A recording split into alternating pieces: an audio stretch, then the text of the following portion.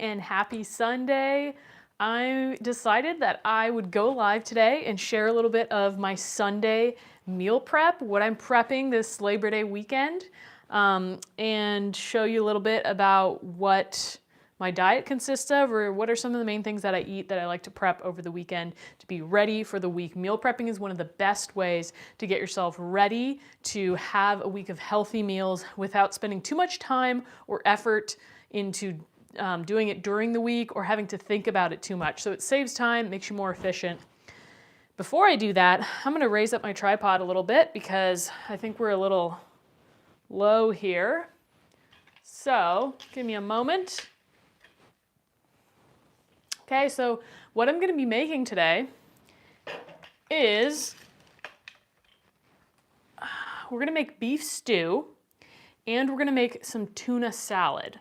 I actually already prepped some things yesterday and Friday, so I already made some chili that I'll show you, and I made meatballs, and I made some vegetables. I think that's it, but if there's anything else, I will let you know. So one moment, let me finish adjusting my tripod. I should have done this before the live, but you know, I thought it would work.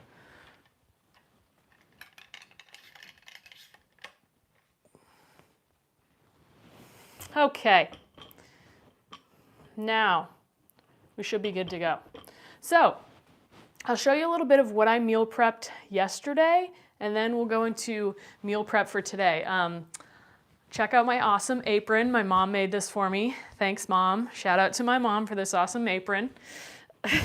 So, one of the biggest things about the meal prep I do is I do a pretty high protein diet. So again, I'm a personal trainer, so I'm not a nutritionist. I'm not prescribing anything specific, but I'm just sharing with you what I do that works really well for me. And over the last year and a half, I've really focused on a high protein diet. It's really made a difference in like my muscle tone and my muscle mass, my ability to recover from my workouts. So I've been continuing that through meal prep. So one thing that's a staple for me every week is chili. I make my chili differently than a lot of people. I don't put tomatoes in it because I find that eating a ton of tomatoes, I don't feel great. Sometimes it just feels like it's a little too acidic. So I actually just make this with like chicken broth, just like onions, carrots, beans, meat. This is a venison chili, but I'll often do a mix of bison and venison, sometimes like beef and bison. Those are the main meats I use though, venison, bison, or beef. And the secret ingredient here, let's see if you can guess. I'm going to show you and I'm going to see if you can guess what the secret ingredient is, because this is not something you normally see in chili. I don't know if you can see it in there, but anybody want to guess? See something green in there? What do you think it is? It's the secret ingredient that makes this chili extra delicious. Let me know in the comments if you can guess what this is. I'll give you a minute to guess. So I make this every weekend because it's just a staple that we eat for lunch pretty much every day. And this is portioned out. So this is 2 servings right here, so 1.5 cups per person. So I just pour that in a pan and heat it up, and we have it ready to go for lunch. We normally top it with, drum roll please, Good Culture cottage cheese. Love this cottage cheese. It adds just an extra punch of protein, and it just makes it frickin' delicious. So if you have never tried that, topping chili with cottage cheese, you're welcome. Okay, so nobody has guessed what the secret ingredient is, so I'm just gonna tell you. You guys are shy, it's okay. You're still waking up, it's Sunday. So the secret ingredient in here that we add is seaweed. Okay, it sounds really weird, and I have to admit, I thought it was a really strange idea at first. And once I did it though, it adds this awesome umami flavor, it adds some saltiness. Seaweed is a great source of iodine, which is really important for a healthy diet, so we add seaweed to chili. Give it a try, you're welcome. So I have a bunch of jars of this chili. Usually I make more than what's needed for the week, so I just put a bunch of it in the freezer, and then I have some in the fridge for the next several days, and then we just take it out as needed. So chili is like the #1 staple. I make like a big old pot of it every week. Okay, another staple that I make every week.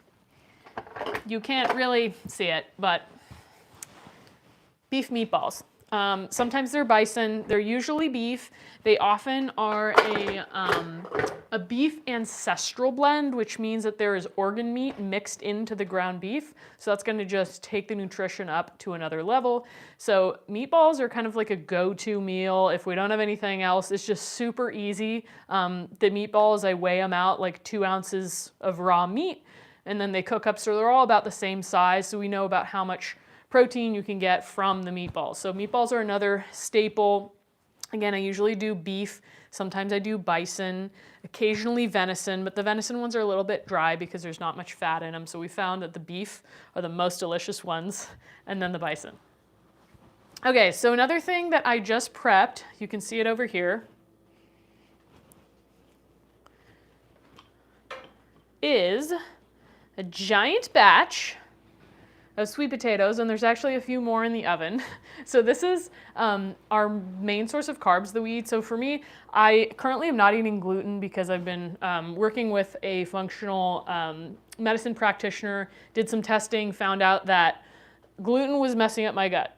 So I have eliminated gluten for the last 4 or 5 months, and it definitely has helped me feel better, has helped my digestion feel better. So I'm not eating anything with gluten right now, which means my main source of carbs is sweet potatoes and potatoes. So in case you've never heard of white sweet potatoes, these are really good. You should check those out.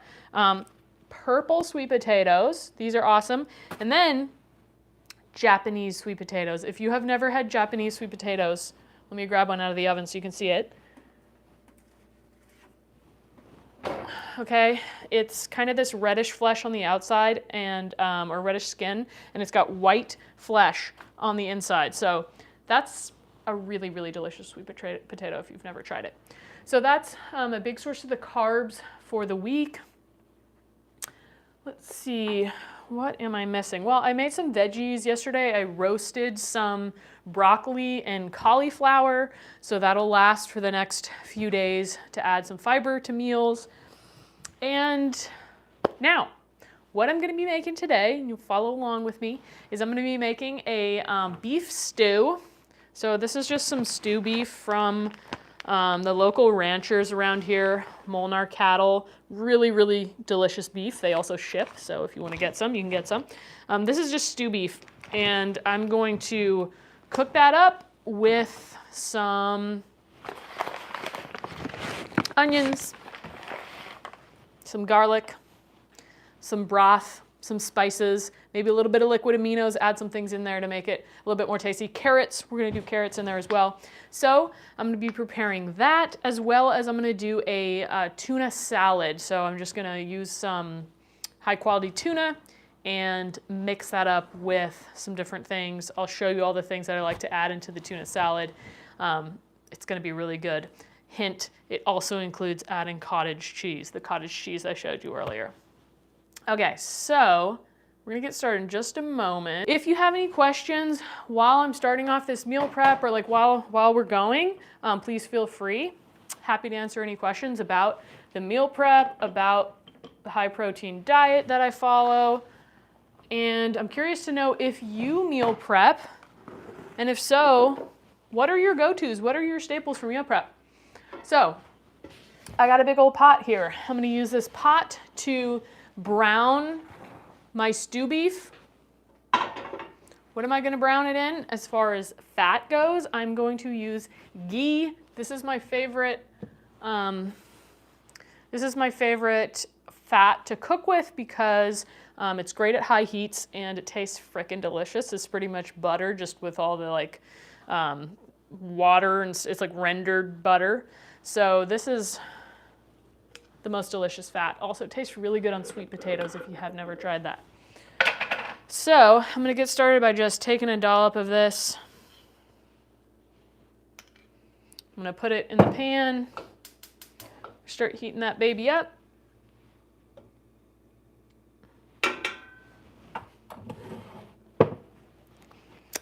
Okay, then we're gonna be putting our stew beef in there. Okay, I've got a knife for that. I'm gonna need my cutting board.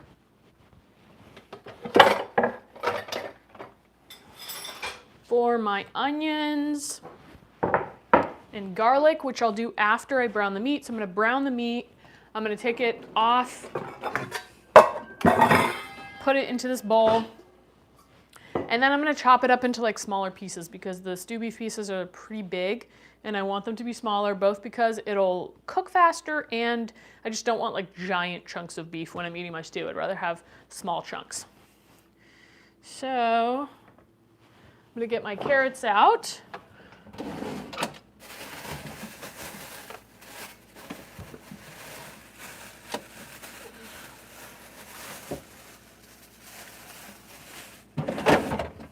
Got these at the farmer's market yesterday. So I'm gonna need to wash those. But like I said, first, we're gonna brown the meat. And you're not really gonna be able to see into the pan. You can let me know if you wanna see into the pan and I'll show you in the pan.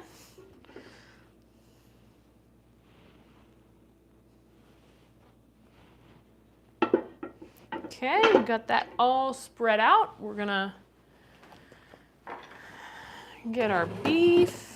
I'm gonna get my trash can, actually. We'll just do this first. Okay, so browning the meat is gonna give it a better flavor if you brown it first, at least that's what they say.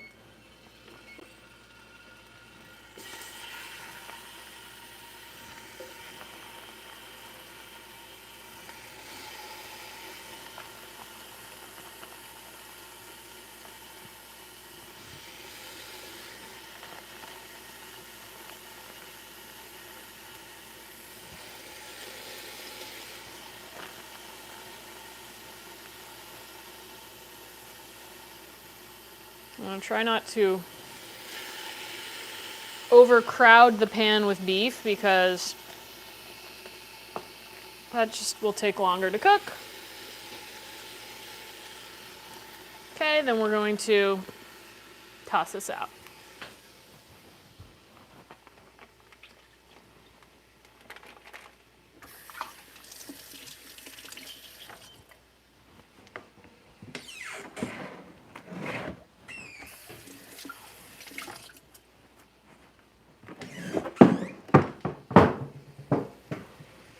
Okay, so we're browning the meat.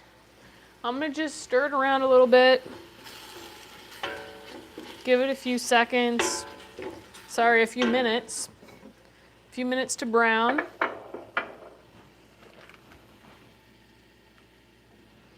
And I got like 3 packages of that to do.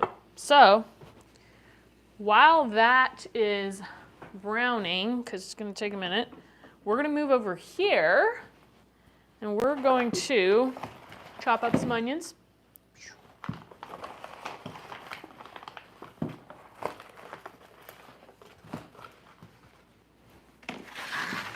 So if your goal is to increase your lean body mass and feel more satiated with your meals, one of the easiest things that you can do is eat a high protein diet. So a lot of people, especially women, chronically undereat protein and therefore they, miss out on not just benefits from their workouts, but properly being able to recover, properly being able to heal. Protein is really important for a lot of the functions of the body. So taking a look at how much protein you're eating and adjusting accordingly is going to be really helpful with any goals you have with regards to physicality, like your ability to do different physical things, staying healthy in the long run. I think for women it's really important to feel grounded and feel more calm and less anxiety.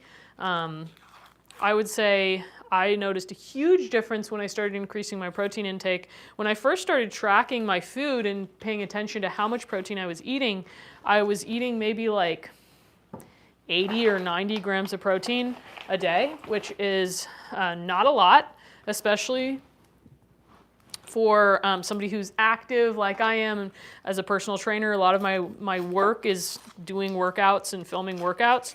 So I really was under eating protein, and I bumped up my protein intake to closer to 1 gram per pound body weight. So for me, that's between 140 to 170 grams of protein a day. And it was a little bit hard at first to make that switch to higher protein, but I feel so much better on so many levels, and I saw a huge change in my lean body mass and my muscle tone.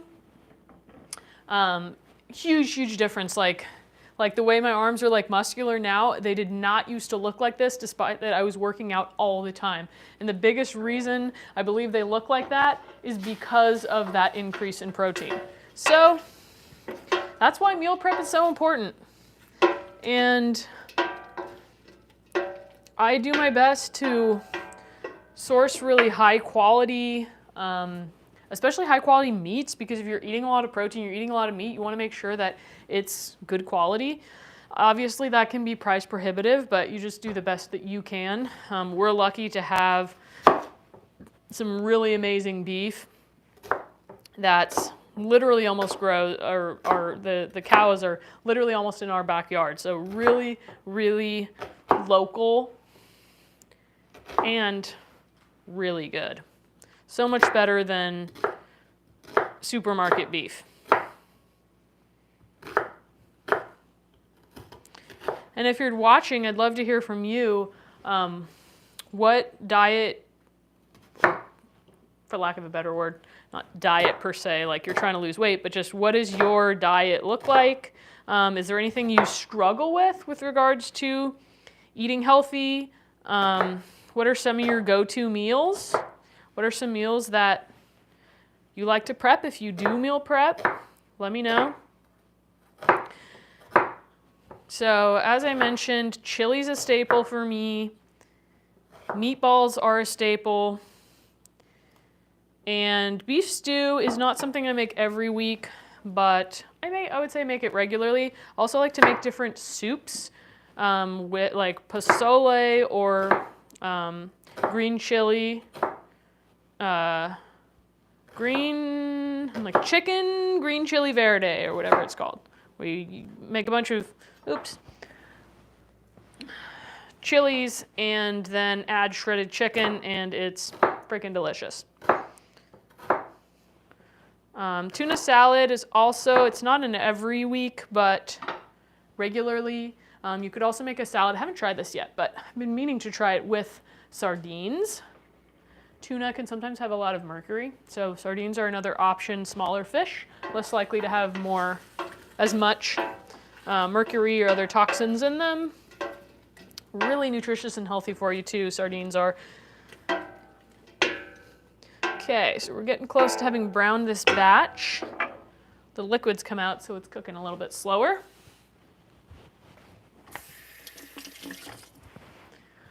Okay, we've got our onions ready. I think that should be enough. What do you guys think? Enough onions? Now we're gonna get some of this garlic. Onions and garlic are just a staple for me in every dish. I just feel like they make everything taste better.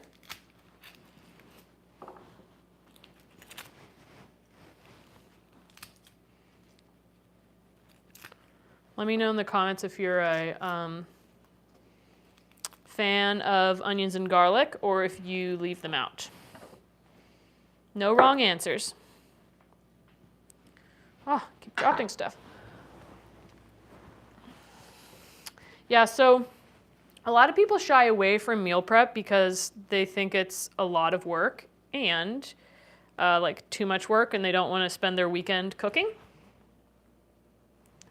Which I understand, because I felt the same way before I started doing meal prep every weekend. I was like, I don't want to do that every weekend. I don't want to spend all day cooking, blah, blah, blah. I had a whole list of reasons.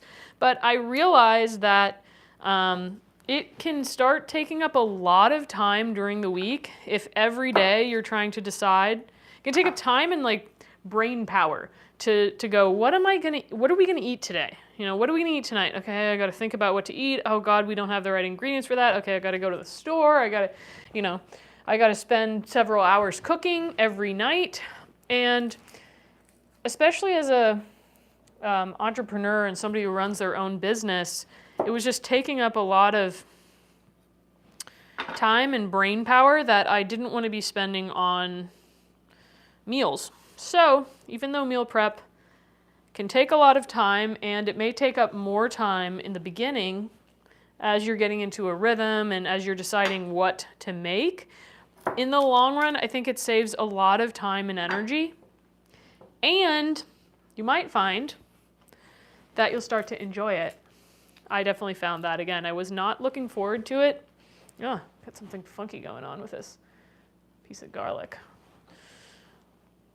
I don't like that. Okay. Yeah, so I think you might find that you may even start enjoying it. And, if you have a partner who's willing to help you, you guys could split up the work and it doesn't take as long. I would say usually it takes between like 4 to 6 hours of my weekend. Sometimes I split it into a few different days. So I'll do some on Saturday, some on Friday, some on Sunday, or sometimes I just do it all in one day. So there's different ways that you can do it. Okay, I got a comment here. Maybe next time you should try to soak the meat first with your spices and herbs overnight. You'll see wonder with the meat tastier. That's a good point. Marinating it is a great way to make it even tastier. I would love to know, Kurakami, is there a specific blend of spices and herbs that you use to marinate your meat overnight? Let me know. I could try that next time. Sometimes I do that, but I could be better at it. I do that more often with my chicken than I do it with my beef, but I'd love to hear from you if you have any suggestions on different spice blends you like to use or what you would recommend specifically for beef. Yeah, one thing that is helpful for me is to keep it pretty simple. And sometimes I get more like fancy with stuff, but overall, simple, healthy food is what I go for. And sometimes I like to experiment and try with, different recipes. I've made oxtail stew a handful of times where I do marinate the meat overnight. But a lot of times I'm just trying to, make a high quantity of protein-rich food and not worry too much about it being like super uber flavorful. I think to me, I like simple food. I find I digest it quite well. Okay, that's probably enough on the carrots. And I'm going to remove the beef from this pan.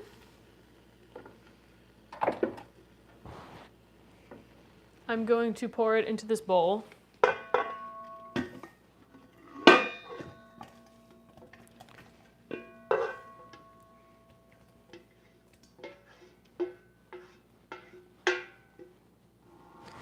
And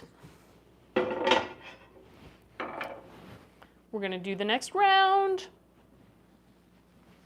I should put that on something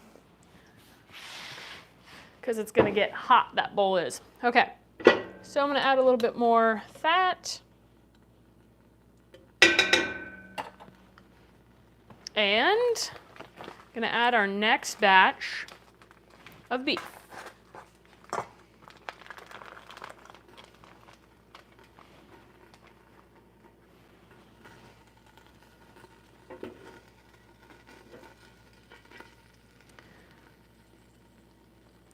Yeah, when I do a marinade, I have a few different spice blends, or I'll just use a mix of salt, pepper, garlic, onion, that kind of thing. I'm always curious to know what other people do, get some new ideas, because often I end up making a lot of the same stuff because that's the stuff that I know how to make. But it's always great to get new ideas.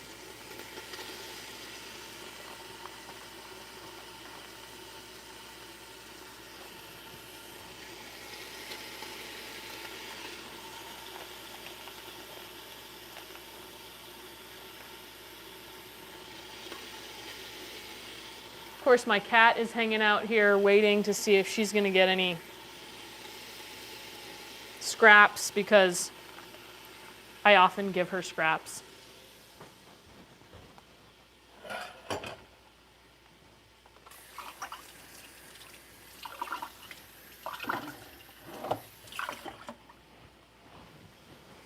Of course, she is now begging for some food. I might have to give her a little snack.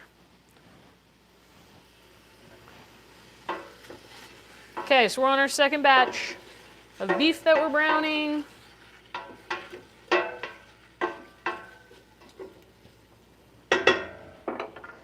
I'm spilling blood everywhere. Oops. Kurakami, do you have anything specific that you like to make? Any specific dishes? I'd love to hear what you like to cook. I'm gonna move my onions and garlic out of the way so I can start to chop these carrots and have them ready to go. I'm gonna be putting them into the pan with kind of the leftover beef juices. Once the beef has browned, and then I'll cut the beef.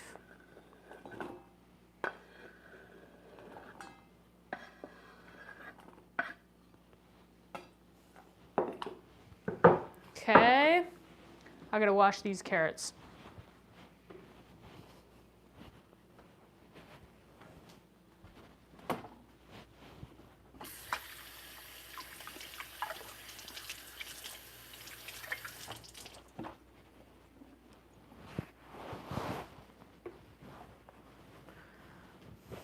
Carrots are washed.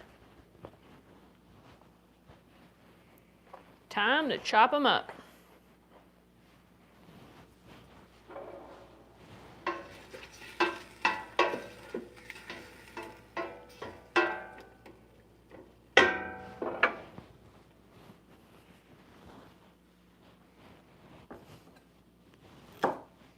Do you usually, let me know if you guys usually grate your, not grate, if you peel your carrots or if you just leave them with skin on. I usually leave the skin on. I just wash them, leave the skin on, and then I'll essentially quarter them, chop them up, dice them up.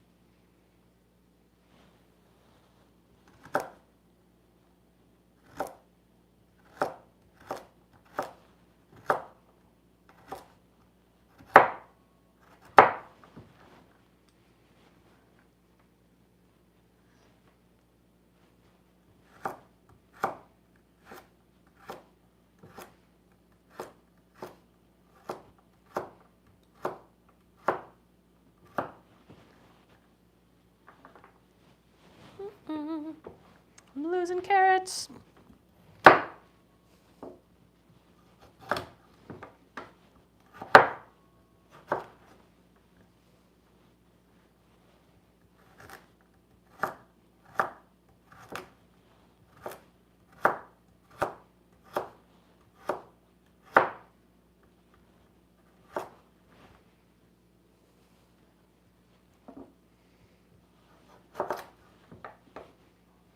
So the one thing that is pretty crucial if you're doing meal prep is you've got to have freezer space, because the last thing you want is to spend hours prepping meals only for them to start going bad because you didn't eat them fast enough or something comes up and you don't end up eating them on the days you think you're going to eat them, you definitely want to make sure that you have enough freezer space that you can pop things into the freezer and just take them out as needed.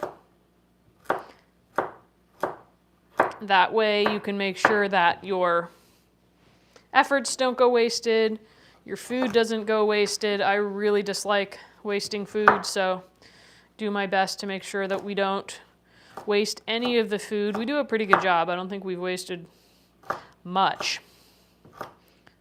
Almost always eat everything. There's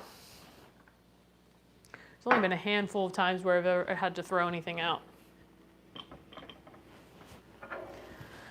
All right, this is looking good. It's almost there. It smells great. It's the benefit of good quality meat. No matter what you do with it, it's kind of hard to mess it up if the meat is good quality. You know what I mean?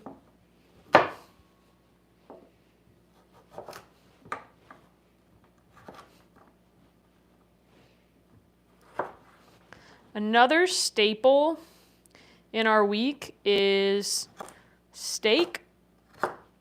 We eat steak usually once a week, sometimes twice. And that's one that I obviously don't prep beforehand. That's one that I just cook the day we're going to eat it because it just tastes a lot better fresh out of the pan. So I usually cook that in a cast iron skillet, but steak is really pretty quick. I also will sometimes still make other things during the week, like if the veggies run out, or if I'm making like some potatoes, like baked potato like fries essentially in the oven. That's something I'll usually make, you know, just the night that we're gonna eat it, because who wants cold fries, right? So not everything is done over the weekend for meal prep, but most of it, and especially most of the proteins.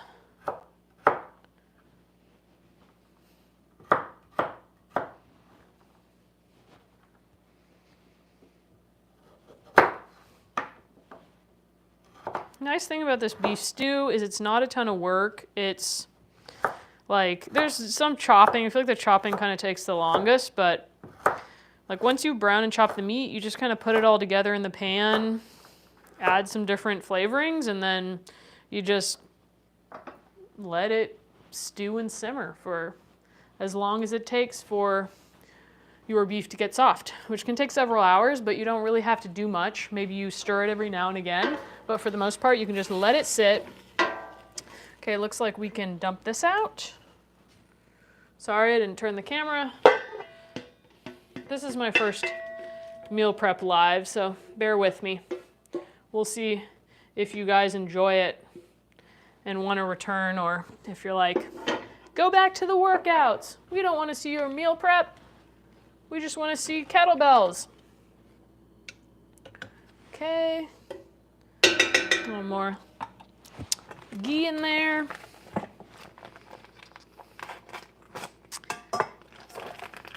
Next round.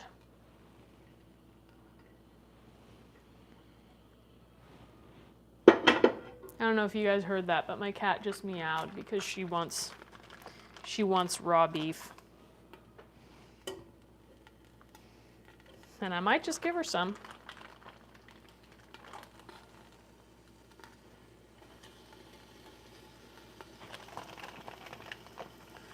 We might just put two packages in here to speed up this process. Although, it's quite a lot in one package.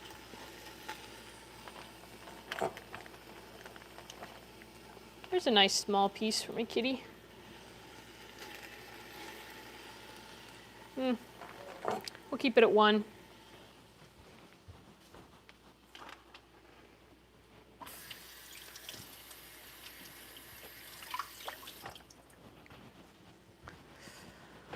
Okay, So that beef's browning. I'm gonna put some of this stuff in the fridge, get it out of the way.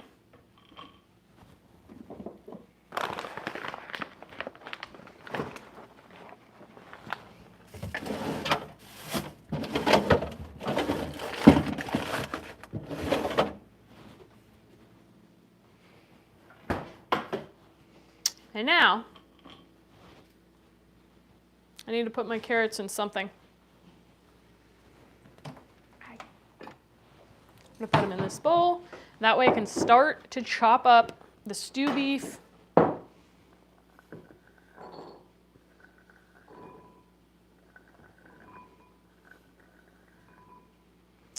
People often add potatoes to their beef stew.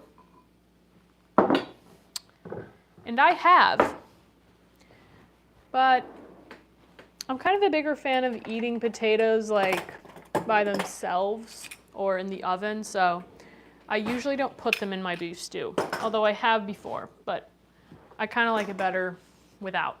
So if you like potatoes in your beef stew, hey, that's awesome. I just don't do it most of the time.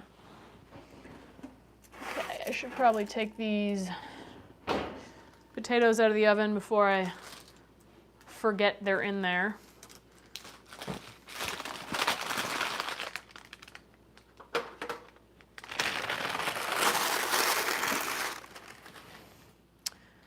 Okay, so now I'm going to chop up my beef into little pieces because, well, I just prefer to have small pieces of beef in my stew.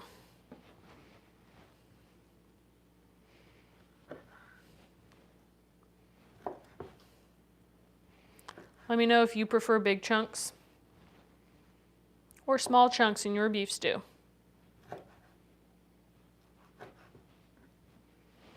I wonder what other recipes people make with stew beef. If you have any other recipes, let me know.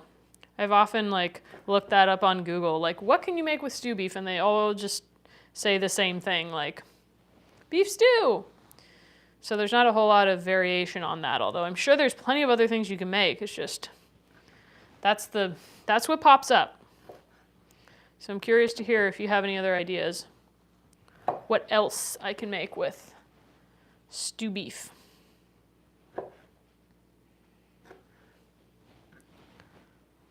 So yeah, this is a bit time consuming, but that's like a giant chunk of stew beef. I don't really want to have that big of a chunk. And again, it takes longer to cook larger pieces, so even though it takes a little bit of time to chop this up, I feel like it saves a lot of time. Cooking time? Whether or not that's true, I don't know, it could be just imagining it.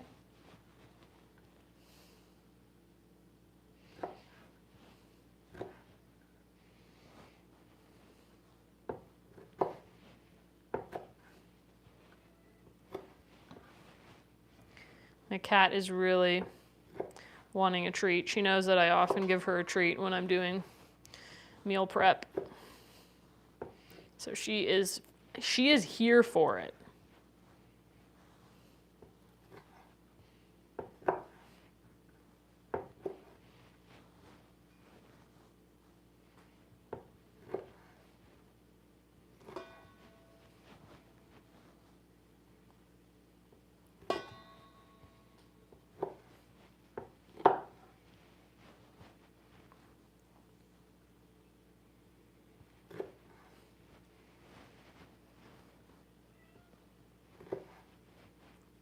Meow, meow.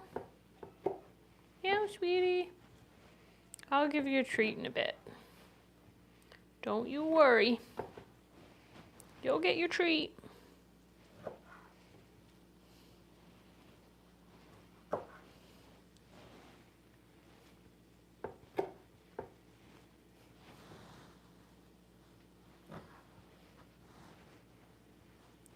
That piece is small enough.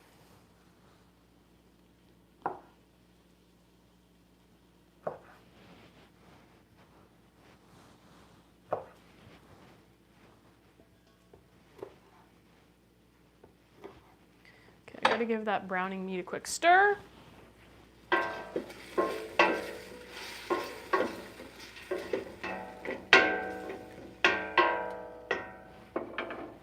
It's almost done. And then I got just one batch of beef left to brown.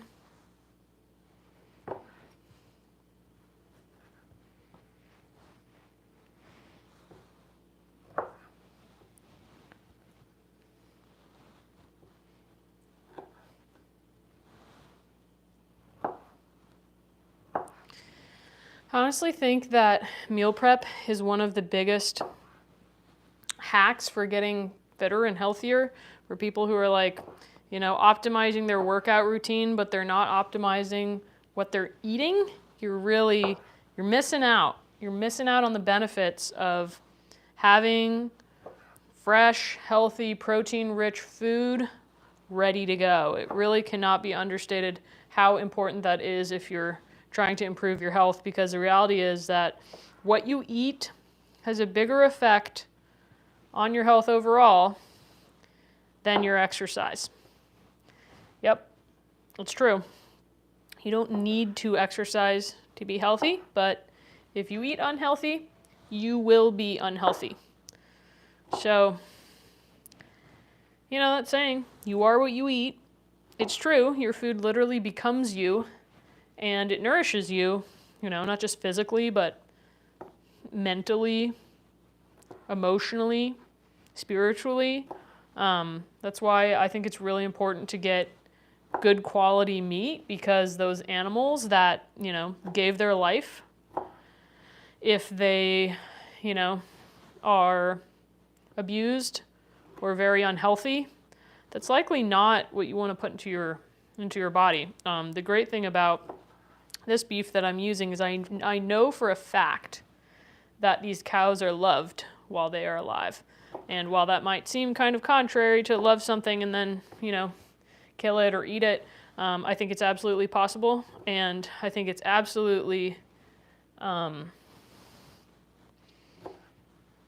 better if the animal is loved while they're on the earth and then you eat it. I do think that makes a difference in how that food is going to affect you, mind, body, and spirit.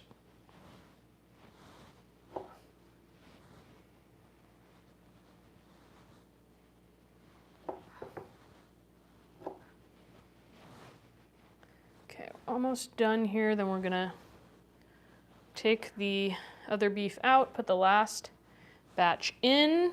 Then we're gonna start like putting everything together, which is gonna be the fun part. So stick around for that. We can see what fun things we want to add for extra flavor, since I didn't marinate this. It's still gonna taste good. Don't you worry. I know you're not worried. You're not gonna be eating it. Okay.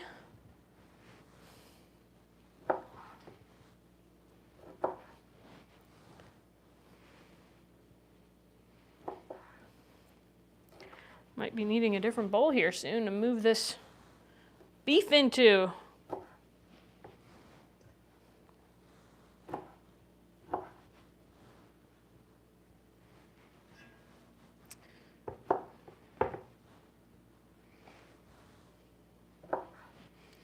Okay. Whoops. We're going to pour this into here. You want to save all those juices because they're delicious. And I'm going to add the last little bit of beef here. Yeah, hey Andy, thanks for joining. Yeah, I think it's important to try to use as best you can high quality animal products, whatever those are, and again, to the best of your ability as far as your budget goes. I know it's expensive. Beef might be one of the #1 things that I spend money on every month. And I think it is priorities. It is Unfortunately, we live in a world where a lot of things are toxic. A lot of conventional things are toxic. So you do have to be cautious. And if you can afford to get the higher quality stuff, I think it's worth it because you're going to be healthier in the long run, less medical costs, less problems with your mental and emotional health. Hi, Caleb. Thanks for joining. I buy my meat. It's actually local here where I live in California. It's called Molnar beef. They do actually ship, though, if you're interested. It's grass-fed Angus beef. It's delicious.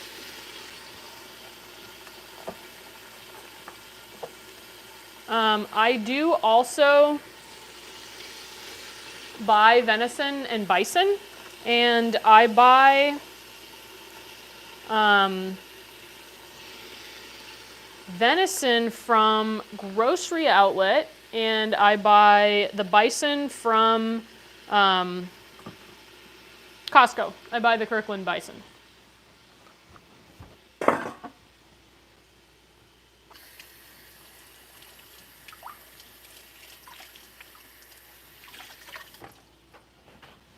Okay, so having a little problem that my phone is running low on battery, so I'm wearing a mic right now, but I'm going to have to unplug it in order to... Okay, hopefully you can still hear me. Yeah, maybe they are happier in California. You could be right. Let me grab my charging cord.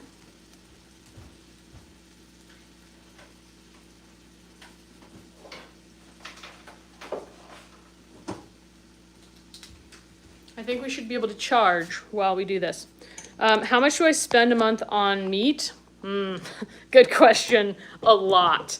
Then again, we are living in a bit of a crazy time where inflation is insane, so that is definitely contributing. So I don't know my exact to answer your question. I don't know exactly how much I spend a month on meat, but it's quite a lot. It is quite a lot.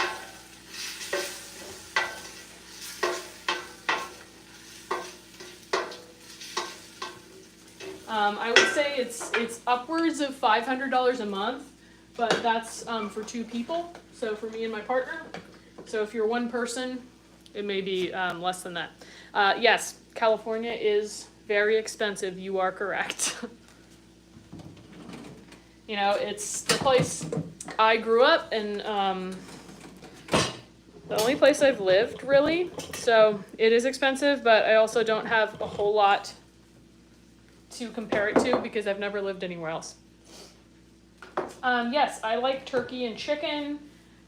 I don't really have a great source of turkey. I've tried the turkey from Costco and the ground turkey, and it's okay, but I'm not a huge fan of it. I do get chicken. I'm trying to be better at, I was buying chicken from Trader Joe's, and feel like the quality, it's okay, but it's not great. So I kind of alternate buying Mary's organic chicken and from a local chicken place around here, which is very expensive. So I kind of do it sparingly. I kind of alternate.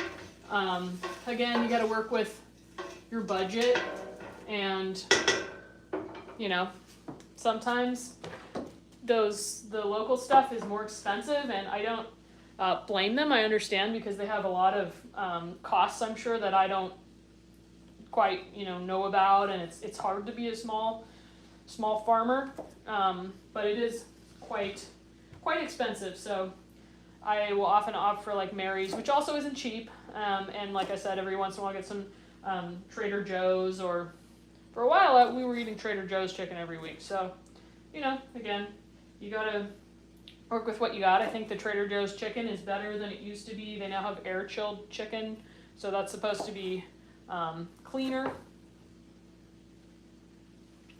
Caleb, do you like turkey or chicken? What do you usually cook with?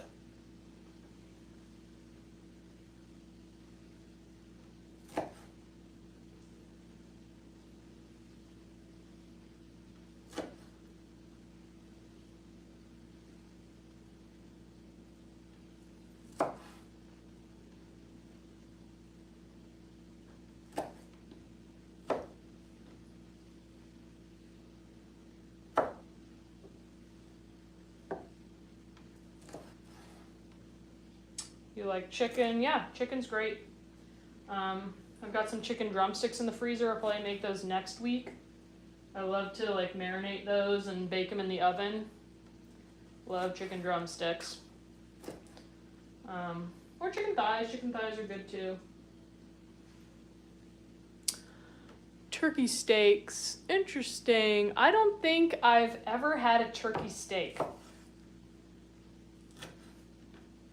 But it sounds good.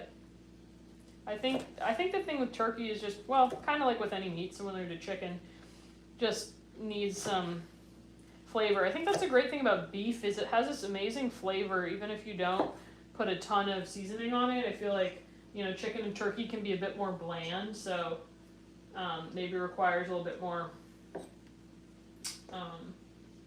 seasoning. Let me know if you guys can hear me since I took my microphone off.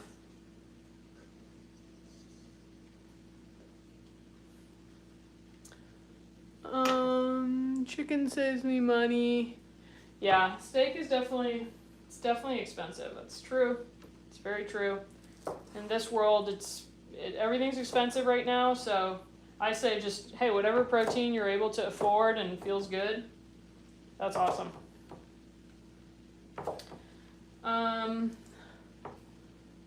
What's my grab and go breakfast when I'm in a hurry? Good question, although I'm never really in a hurry these days because I work from home and I don't work at a gym now, so I don't really ever have to hurry in the morning, which is a luxury I know not everybody can say, and I'm very grateful for it because I want to have less hurry in my life and more slowing down. Grab and go breakfast. I think if I were to grab and go, I would do something like some cottage cheese and maybe a, you know, high quality like meat stick would be like for protein, or some other cheese. So cheese and a meat stick would be like for protein, and then, you know, having some kind of fruit, like maybe an apple. Or if I have sweet potatoes ready, that's a great way to get some carbs in. So that's probably what I would do if I was in a hurry for breakfast.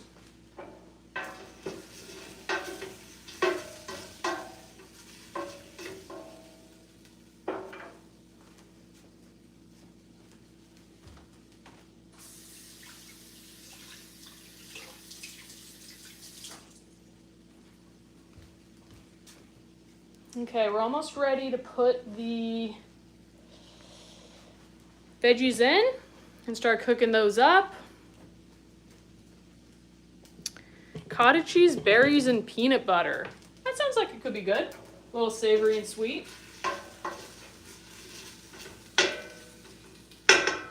Yeah, I used to eat peanut butter like nobody's business, but I don't eat it as much as I used to. I have a hard time not overeating peanut butter, so easier to just not eat too much of it. But every now and again, I love peanut butter. Don't get me wrong. I love it. Okay, now we're going to put just a little bit more ghee, and we're going to put the onions and garlic in there. The carrots, once that's gotten a few minutes. And it's going to mix up. It's going to mix up. Forget I'm not wearing my mic, so I talk when I'm not by the camera. Mix up. The onions are going to mix up with this kind of beef juice that's left here from the beef, and going to create some delicious flavor. So I'm going to put the onions in. Of course, you can't see me. So there go the onions. Gonna give those a few minutes.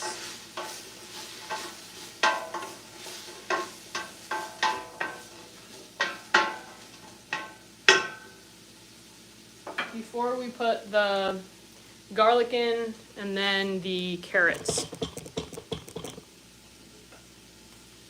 Finish cutting up this beef.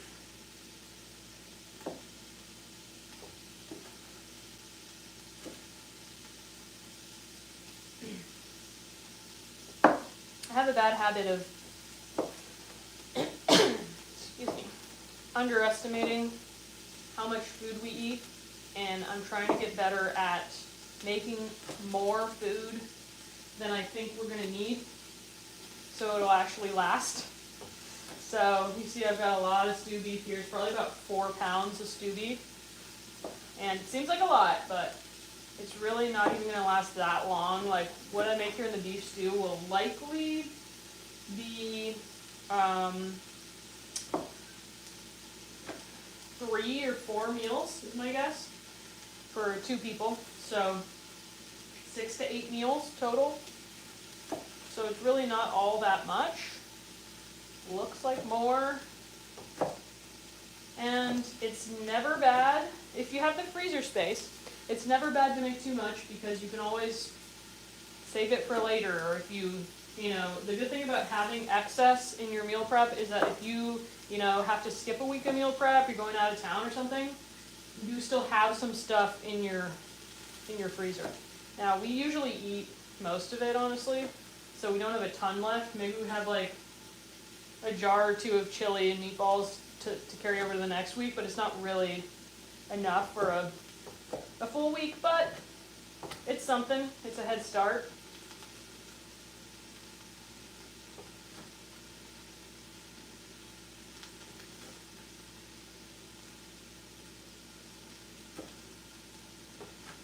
Oh, I should probably stir the onions. Oops.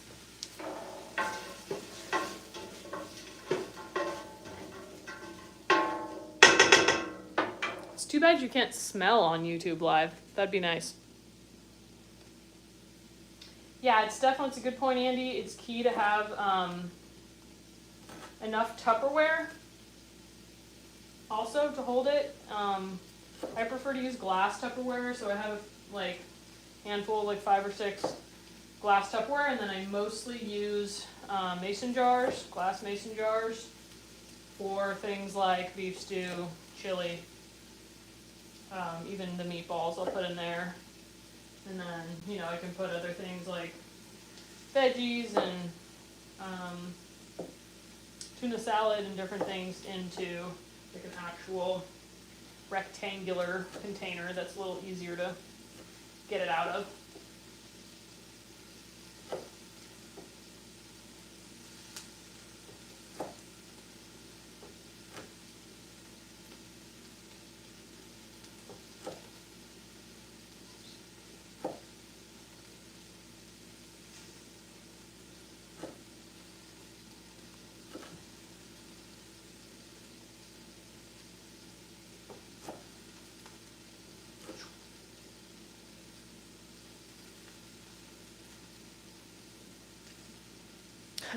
Yeah, the aroma of beef and onions is good right now.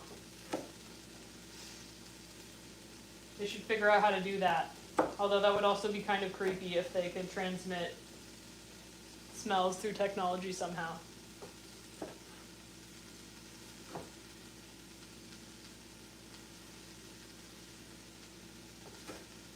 Alright, so we got all the beef cut. Got our onions cooking away. I think I'll put the garlic in next.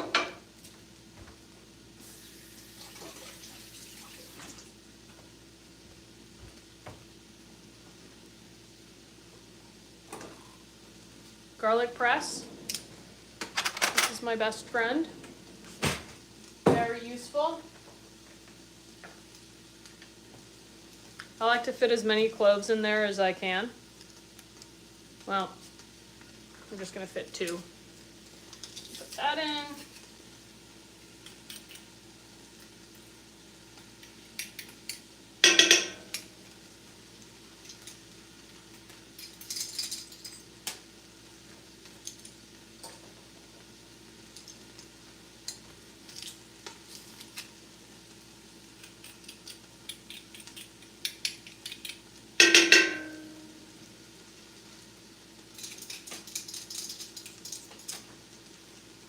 So So one thing I do to make this easy to track, because I do track my food on MyFitnessPal, is I create recipes for the food that I make. So you can create your own recipes that'll estimate the, you know, nutrient breakdown and the calories per serving. So I do that, although I have done it so many times now that I pretty much have a recipe for most of the things that I've made, so I don't do it anymore because I figure it's a close enough approximation. Even if I don't use exactly the same amount as I did the first time.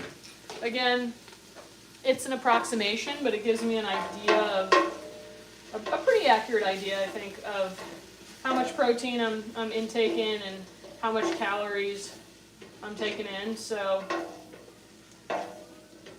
that's how I track the food that I make, is I make a recipe for it in MyFitnessPal that I can then just log. Yeah, I don't specifically track macros, but I do pay attention to my protein. I think it's good to just keep me honest and keep me on the right track. I think honestly it's for me in many ways been really good to track my food to make sure I'm eating enough, because I think I would have a tendency to not eat enough if I didn't track. So tracking helps me to make sure I get enough of what I need, which is really important, especially if you're, you know, active, to make sure that you're getting enough protein and enough calories. So, you know, some people really don't like tracking their food with a tracker, with a calorie tracker or whatnot.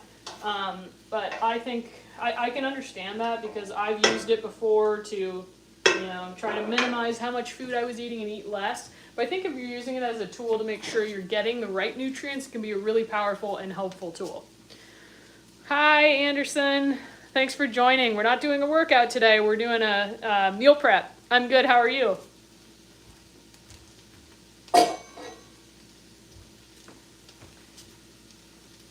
Okay, so if you're just joining, we're making beef stew right now. I'm cooking up the onions and garlic, and then add in the carrots. We're going to start adding some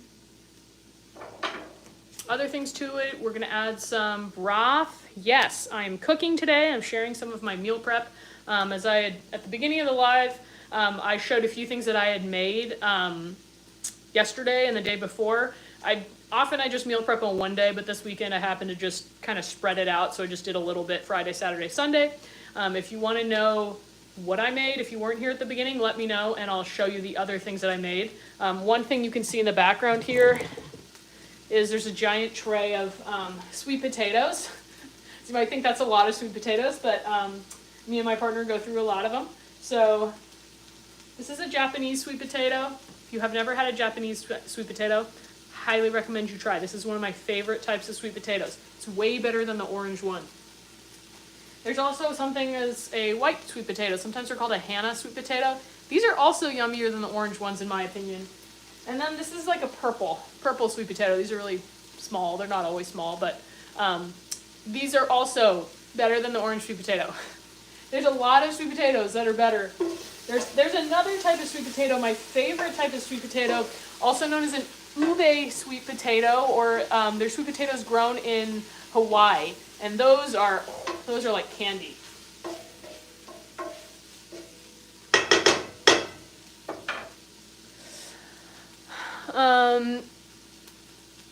Yeah, I don't think there's anything wrong with eating bread if it doesn't bother you. I just don't eat bread because I literally had a test done that showed that it was causing leaky gut for me. So that's why I'm not eating bread, but normally I love bread and will likely go back to eating perhaps sourdough bread in the future. But hey, if you want to eat bread, go for it. Nothing wrong with bread. Yeah, Japanese sweet potatoes, you can find them at most stores. Whole Foods carries them. I don't know where you're located. If you're in the US, Whole Foods carries them. Most organic grocery stores carry them. Sometimes even like an Albertsons Safeway type place will carry them, although they're usually not organic. I try to go organic since potatoes are grown in the ground and they're absorbing what's in the earth. But Whole Foods is a good bet, and any organic grocery store. And if you have an Asian market around you, Asian markets have great sweet potato selection. Although they're also often not organic. So, yeah. Yeah, as far as London, unfortunately, I don't know what stores would carry them, but I assume they're probably somewhere. And if you have, again, an Asian market, they often will have Japanese sweet potatoes. So I've got the carrots in here.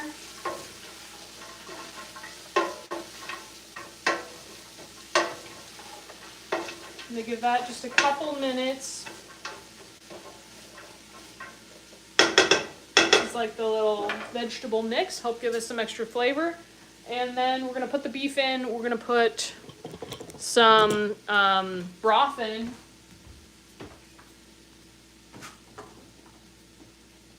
I often make my own beef or chicken bone broth, but I've run out, and I just have this on hand for if I haven't made any, because it is kind of a time-intensive process to make bone broth. You can't really just whip it up in like a few hours. It's going to take like a day or so.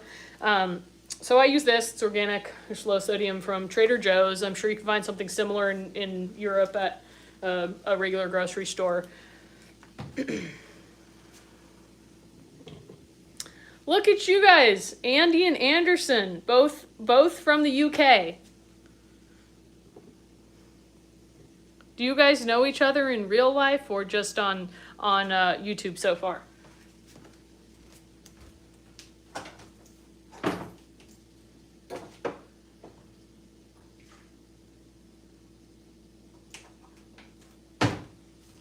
I'm gonna add a little bit of liquid aminos, Bragg's. Can just help add a little bit of umami flavor. This is made from soy protein, which I don't eat a lot of soy stuff, but this stuff is pretty good. It's like you can use it in place of soy sauce. I believe it's gluten-free, but I'm not sure.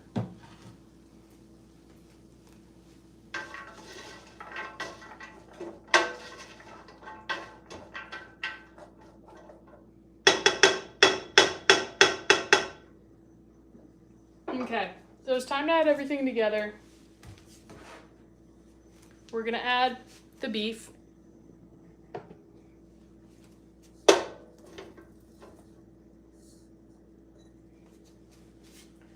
And this beef juice, because that stuff is too good not to add back in.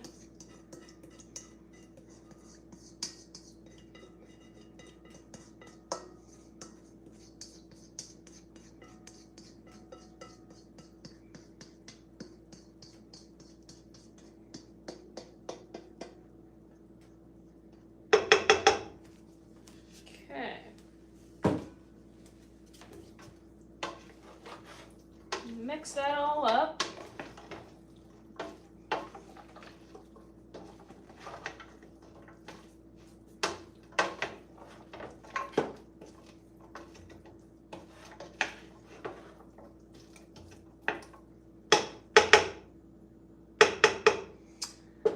I'm probably going to want to add some spices. Hadn't really thought about it, but I probably should.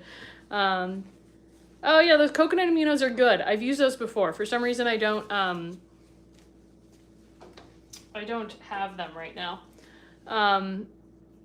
Yes, my partner is also really into his fitness and eating healthy. He also has been a personal trainer for a long time. So that definitely makes it easier if your partner is into being healthy. He was actually the one who encouraged me to do meal prep, even though I didn't want to do it. So it is really helpful if your partner and you are on the same page.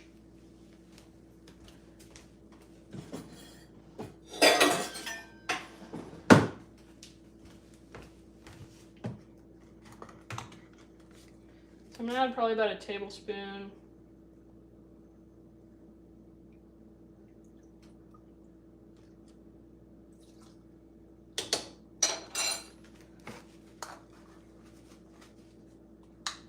It's probably good.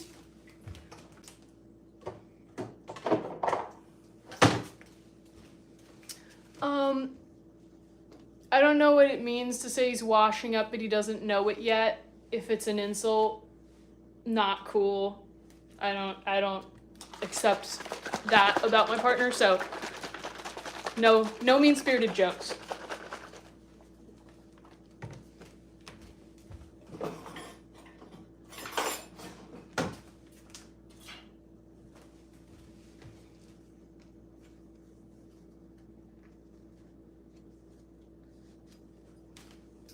Okay. Let's add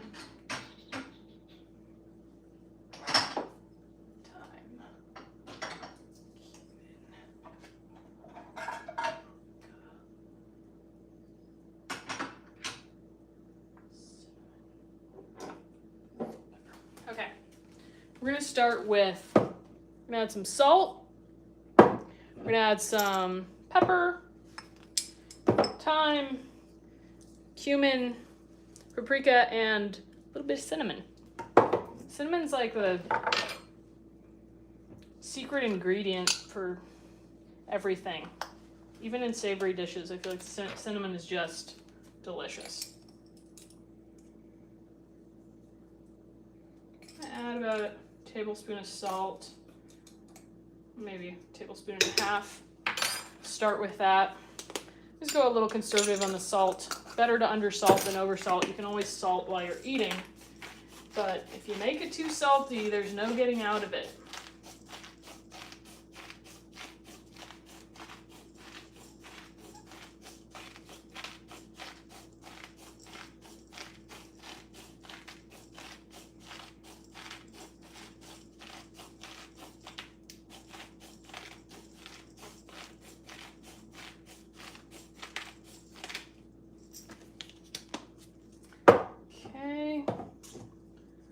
Add some, let's go thyme first. Add some thyme.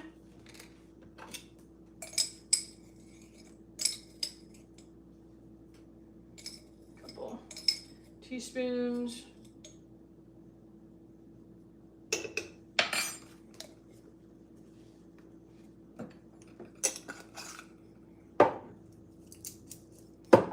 Let's see, let's do cinnamon. I'm going to pour this in because I don't want to get any thyme flavor into my cinnamon. I don't think I've ever added cinnamon to beef stew though, so we'll see how this turns out.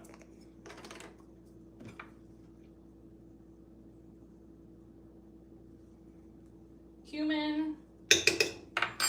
Can't go wrong with cumin.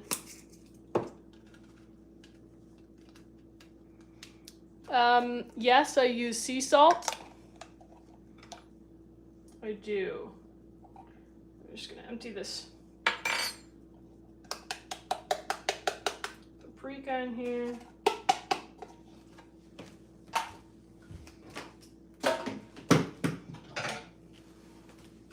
Use a little more.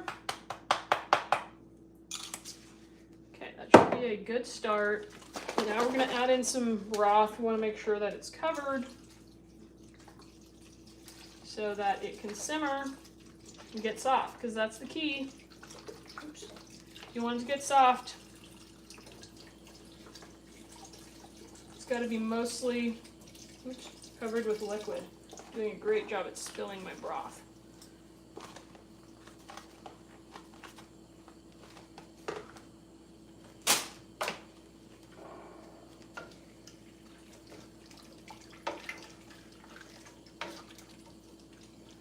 Might need more.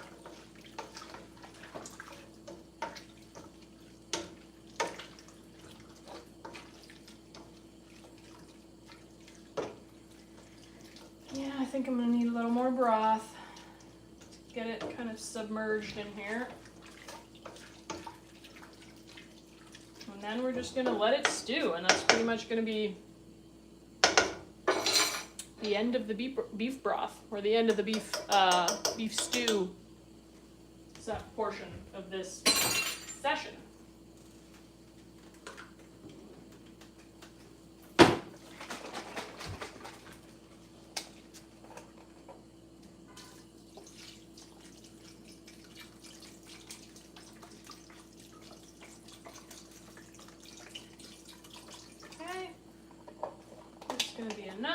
I'm gonna let that heat up. Just stir it a little more, make sure the spices are mixed around.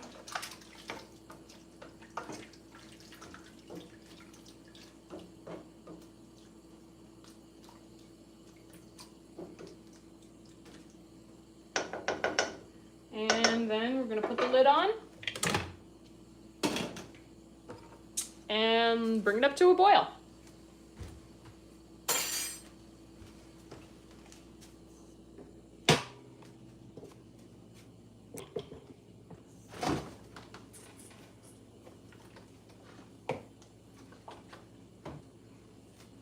Okay, so we're gonna get out the ingredients for the tuna salad, and I'll show you what I use. I use Primal Kitchen mayo,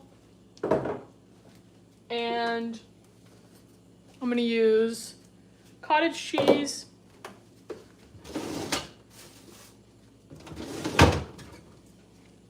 green onions, normally jalapenos if I've got them.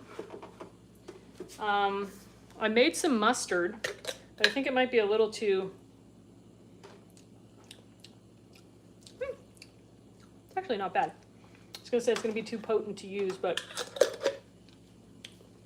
ooh, it is kind of strong. But we're gonna use a little bit of it. And then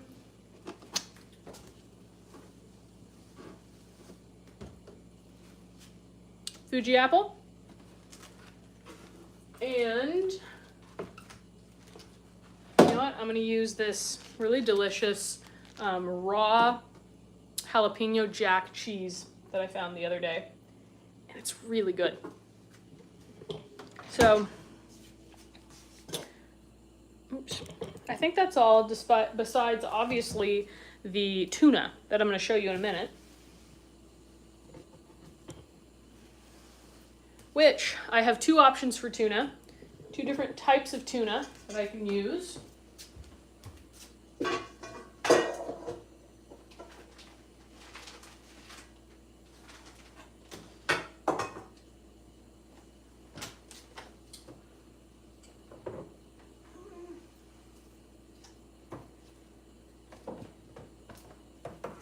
So these are two different types of tuna I buy from Costco. This is yellowfin, this is albacore, ahi yellowfin. I'm gonna go with this one. I'm gonna try this one out.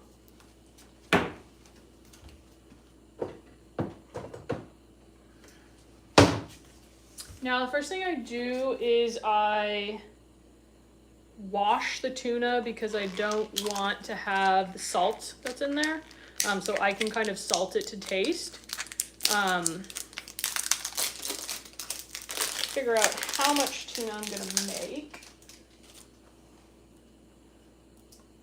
Probably just make all of it. So there's 6 cans in here. I don't know if I really know the difference well enough between these two to say which one I like better. I don't think I've even tried this brand before, but it all kind of tastes the same to me. I also add some garlic and dill and potentially salt if it needs it when I try it, depending on everything else that I've added. Maybe a little bit of pepper.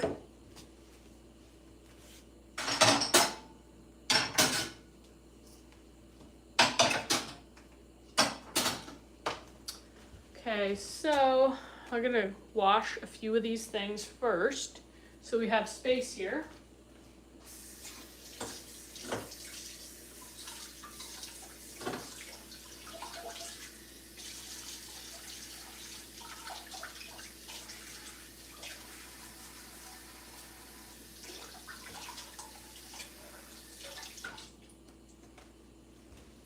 I think my phone is also charged enough that I could add my, I could put my microphone back on. That way I can talk even when I walk away from the camera.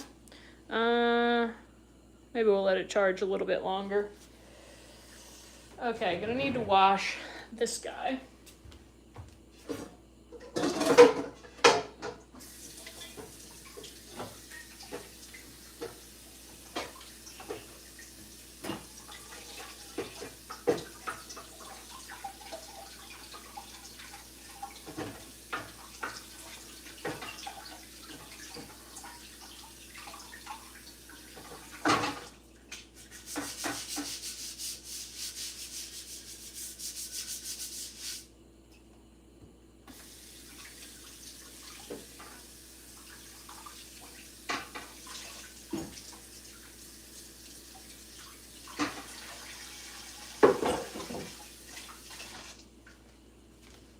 Okay, may need to unplug this from charging because I'm going to put you guys over here because I'm going to be washing the tuna. It's a bit of an extra step. Little annoying, honestly, to wash the tuna and then like squeeze all the water out of it, but I think it turns out better because you can moderate the amount of sodium.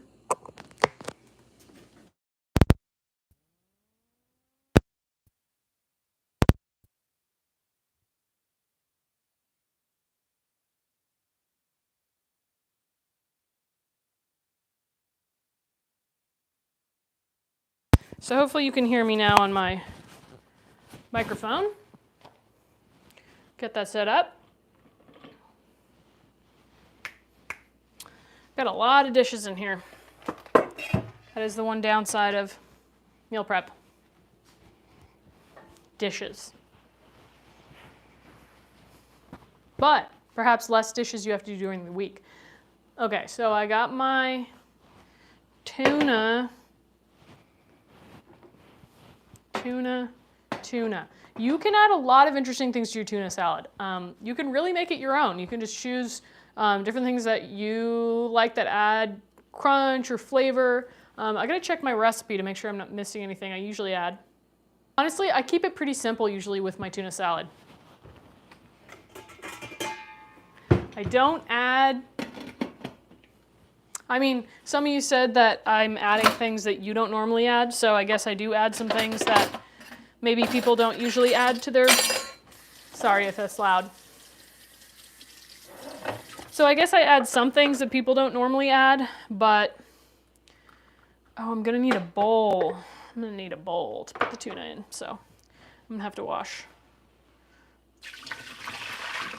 Have to wash a few things.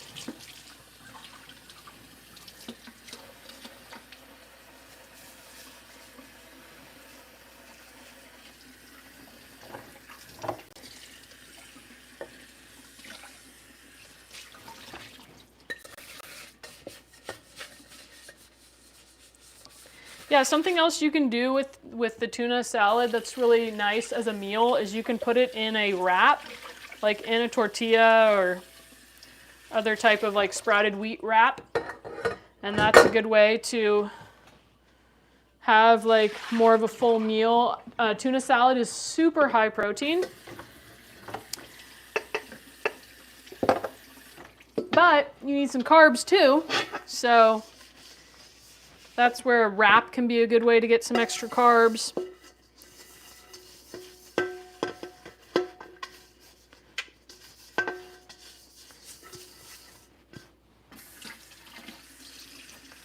Okay, this is going to be our tuna salad bowl.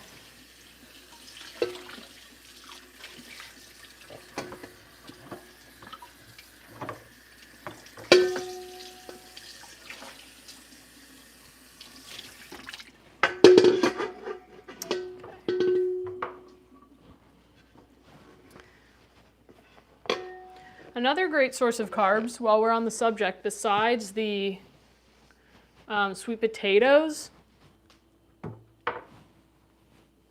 Anyone know what this is? Give me your best guess of what this is. Hint, it's not a banana.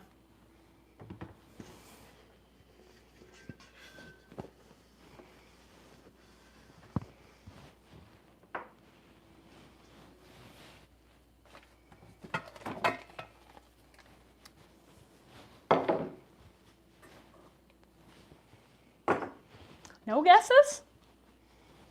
Someone's got to know what it is. One of my favorite things to eat. Okay, so we're just going to open this guy up. Put the tuna in the thing. And then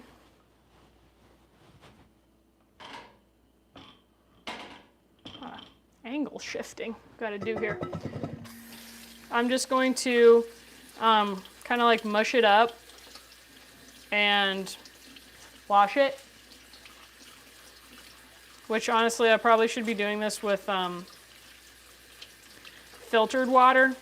But what I often do is I'll like rinse it out with tap water and then I'll just rinse through with filtered water. That way I kind of hopefully remove some of the shit from tap water. Thanks for joining, Andy. See you later.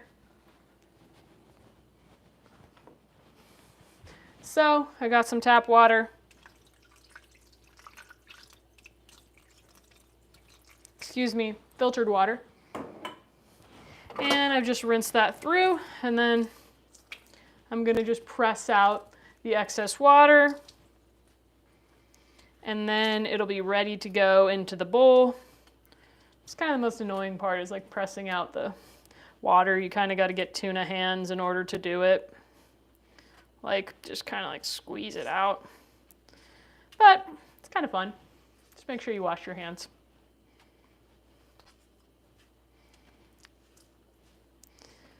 Let me know if you guys love, hate, or something else tuna salad. Tell me if you're a fan or not. I was not a fan when I was a kid. But as an adult, I love tuna salad. Such an easy, delicious, satisfying meal.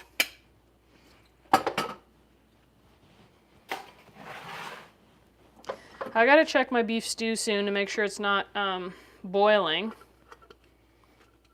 Because I want to heat it up and then bring it to a simmer and let it simmer for as long as it takes for the beef to get nice and soft.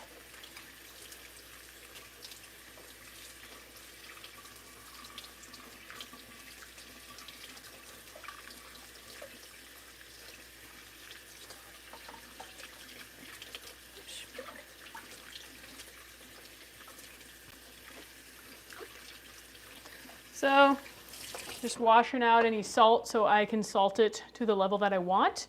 I'm gonna grab some more filtered water and make sure that my beef is not boiling over.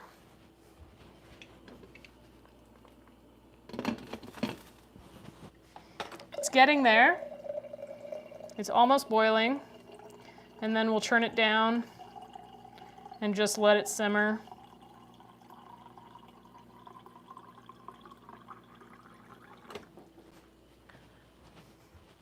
Okay, so I'm gonna rinse through my tuna with a bit of filtered water.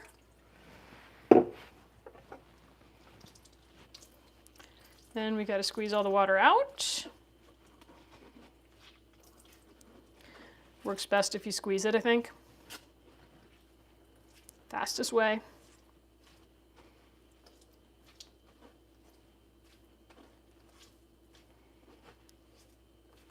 Okay. That's going to be close enough.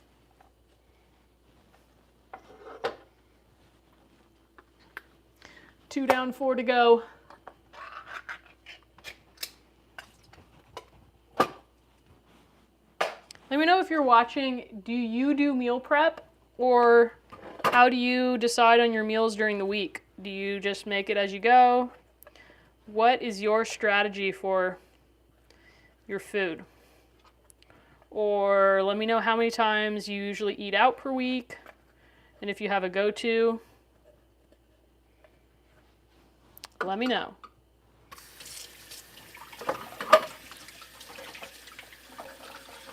Mash it up, rinse it out.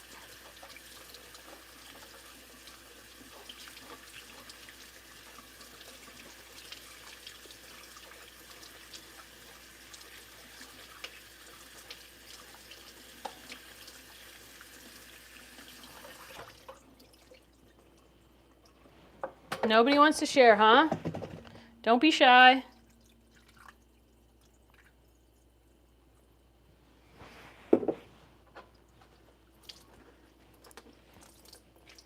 My favorite spot to go out to eat, we've got a really great Thai spot near where we live that has great food, really clean,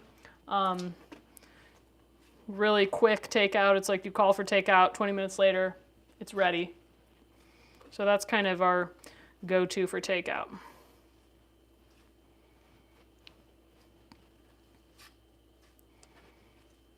Okay. Number 3.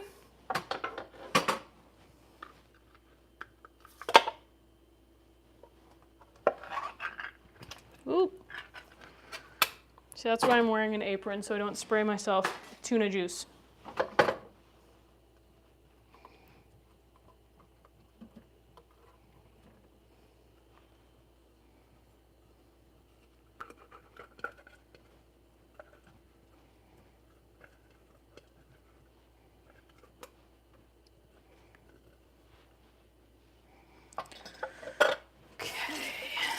After I do this one, I gotta go turn down the beef stew. We don't want it to boil for long.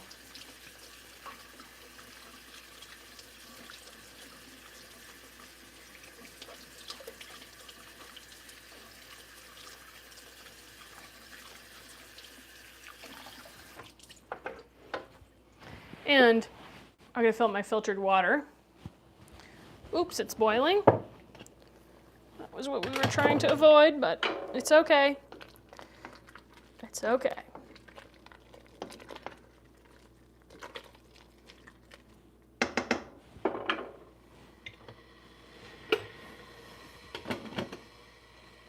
Okay, we're gonna let that simmer. I'm gonna fill up my filtered water here. Don't go anywhere. The action will be back in 15 seconds.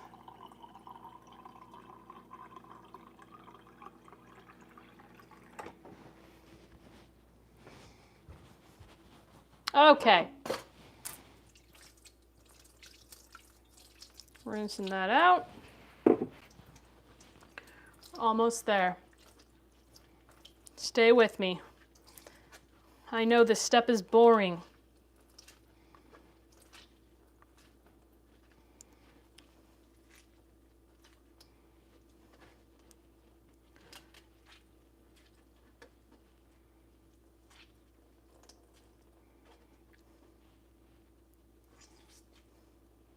Really hard to get all the water out. Sure absorbs a lot of water. I don't really have to get it all out. Give us a little bit of moisture in the salad, but we're gonna add that back in with some mayonnaise, some mustard, some cheese. Well, the cheese doesn't really add moisture, but it adds deliciousness.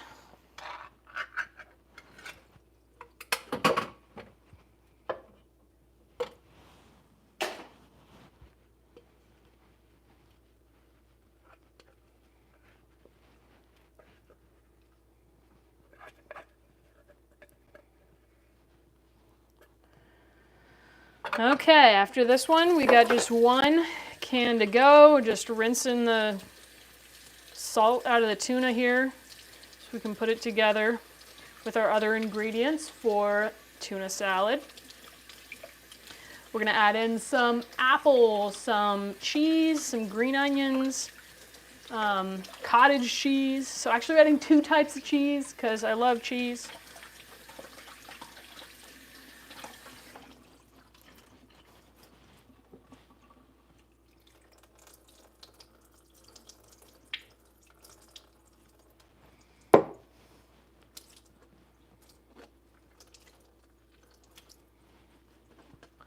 I think this might be my longest live ever.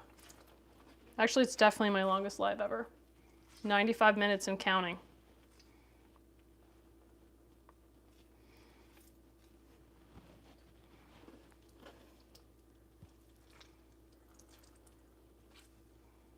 It's a bit weird going live when you're starting out because there's only a few people watching, and often there's not a ton of comments, so I kind of just feel like I'm talking to myself. Feels a little silly, but get used to it after a while. I mean, sometimes I talk to myself even if I'm not on live, you know? So it's not that weird.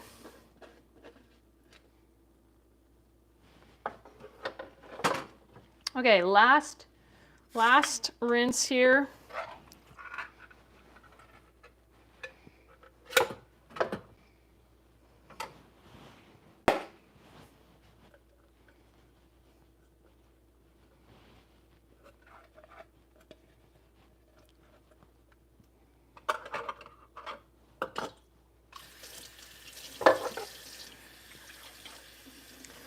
Last one.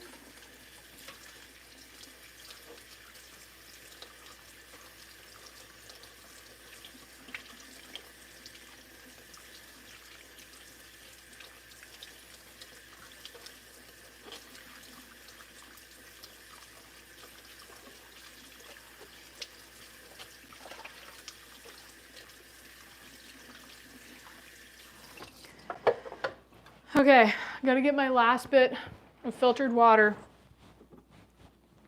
I'll be right back.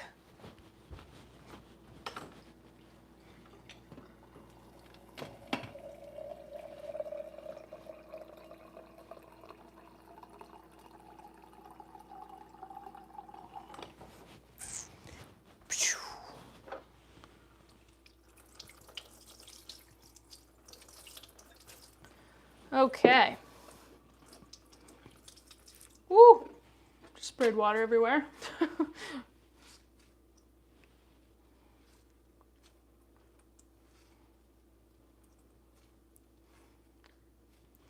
Okay. Last little bit. I started off just trying to press it out into this netting, just maybe so you guys wouldn't think it was gross that I was squeezing it with my hands, but the reality is it's the easier way to do it. So just make sure your hands are clean. Sometimes our hands are just the best tool, you know what I mean?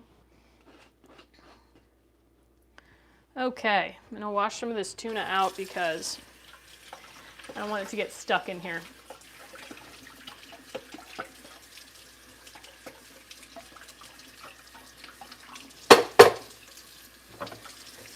I do have some major cleanup to do after this, but I'll spare you guys most of the cleanup. I'll do that after the live is over.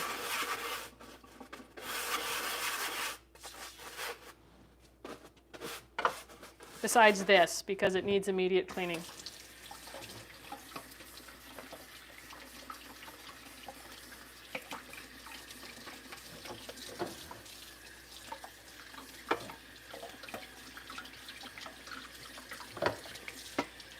All right.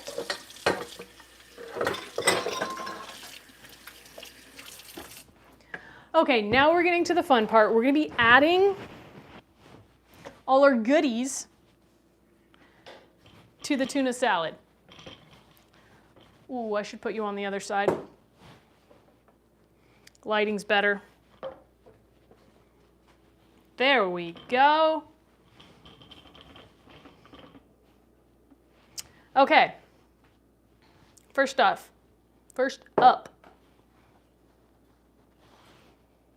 Primal Kitchen avocado mayo. I think this one's done.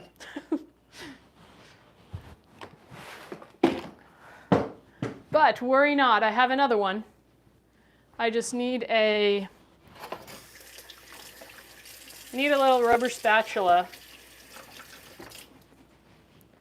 because I'm gonna get the dregs out of there. I don't like to waste that. Okay, so let's try this again. Although I guess if I'm doing cottage cheese, I might not need a ton of this. I just use a little bit. So this gets separated. You kind of have to mix it back together, but that's part of how you know it's like, doesn't have a lot of processed or a lot of preservatives in it, which is great. Probably just gonna taste it to make sure it's, oh yeah, it's still good. Okay, so I'm gonna put some of that in there, just like, not a ton, just kind of like a little dab, because I'm gonna be putting other stuff in there as well. I'm not gonna use a ton of mayo. Ooh, you know when you haven't eaten anything in a while and you taste something and like your cheek like kind of gets goosebumps? That just happened to me. Okay, so I'm gonna mix that into the tuna. I got tuna here in the bowl. Wow, that really didn't go very far with this tuna. I might need more. And now I've gone and gotten my spatula all tuna-y.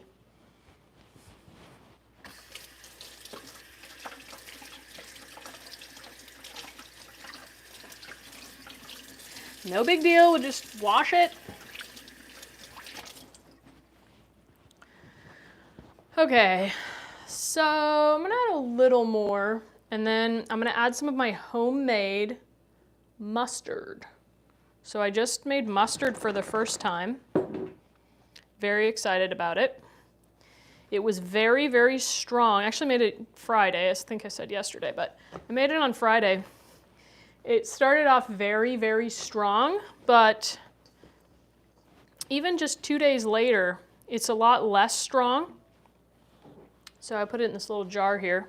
So I just made it using mustard powder, vinegar, water, a little turmeric, salt. Ingredients really simple. It does take about 40 minutes of cooking it down to get a thicker paste. So that is a little bit time intensive. But I'm very excited because, you know, there's no crap in there. It's really hard to find organic mustard. It's really hard to find organic mustard without any crap in it. So excited about that. I might have even overdone it with how thick it is. It's almost like it's too thick. So I may need to like add a little bit of water to it.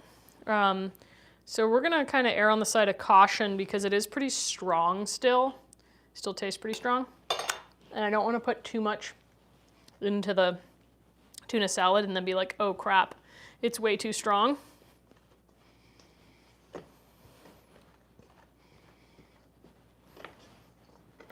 So I'm just kind of smushing it around, mixing it in. You know, I probably should actually add maybe the cottage cheese. I feel like this will help give it some moisture. So if you don't know about Good Culture, really delicious brand of cottage cheese. Adds a punch of protein. Tuna salad is already really high protein, but adding cottage cheese is a great way to make it even more high protein. So I'm gonna put just like a good dollop in there. I just kind of approximate it, honestly. I don't. Sometimes I measure it out, but today I'm just going for it. I'm just feeling it out. And we're just gonna go based on the texture and the taste.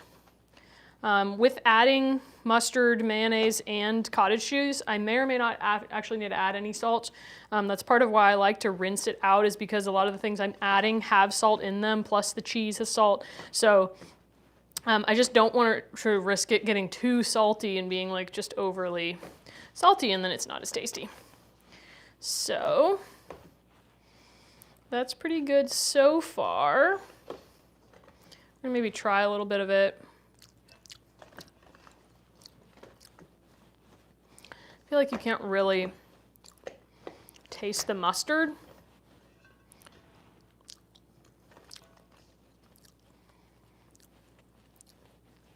So I think I'm gonna add a little more mustard.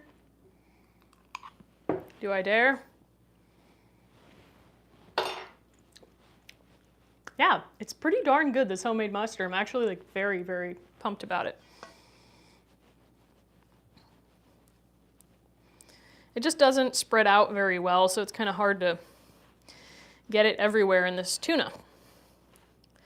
Because I made it a little too thick, and again, I could probably add some water and just thin it out a little bit. That actually is probably the best thing to do.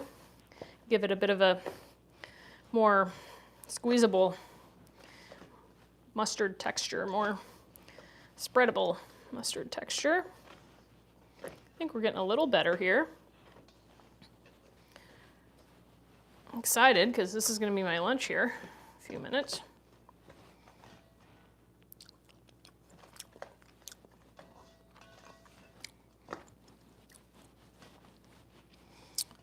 Okay, it's got a little bit more of a mustard flavor.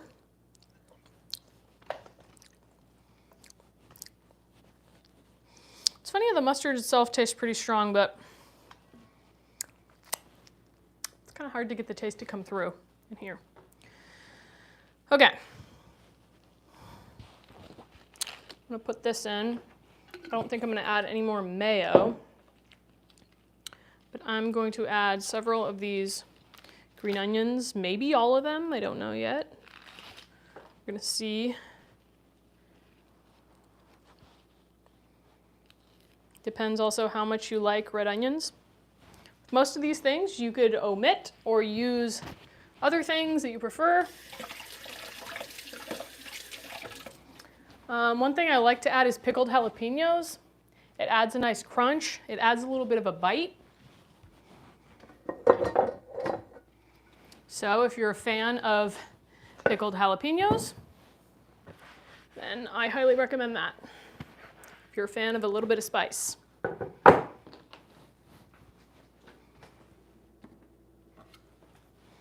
Okay. Let's cut these puppies up. Pull off some of this wilty stuff.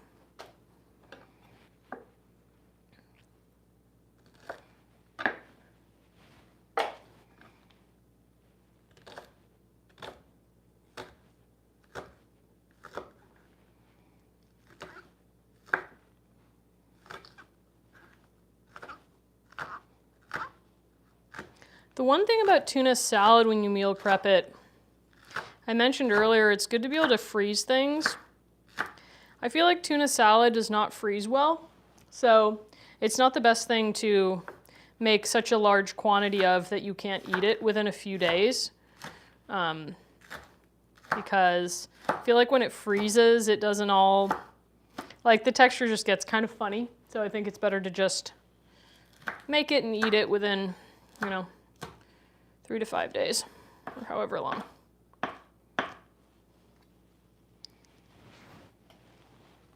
Okay, so let's see if that's enough.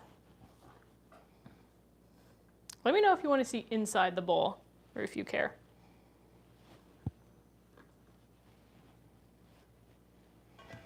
Okay.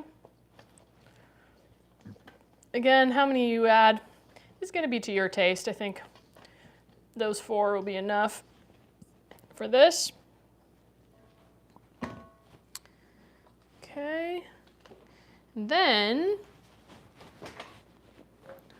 we're going to add some apple.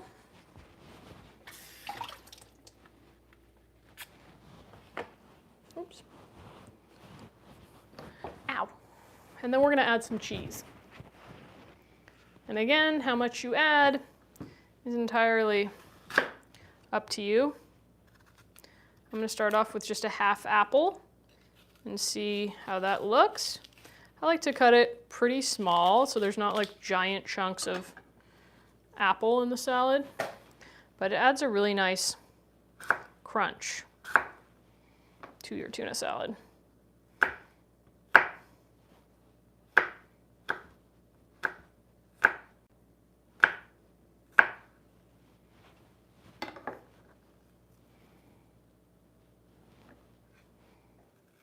So I like to just make it pretty much as small as I can cut it.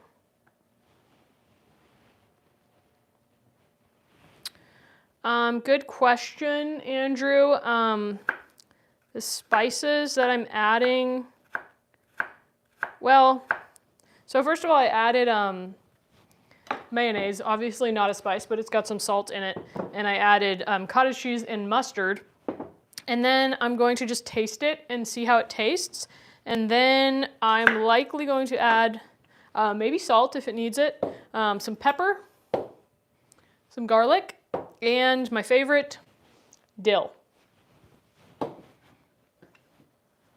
Good question.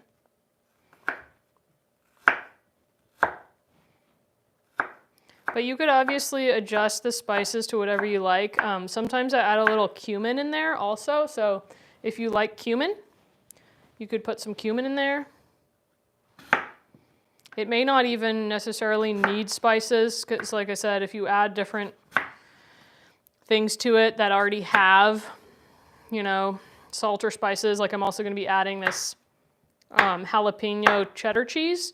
That's also going to have salt. It's going to have some, you know, spiciness from the jalapenos, so you can adjust it based on the additions that you make.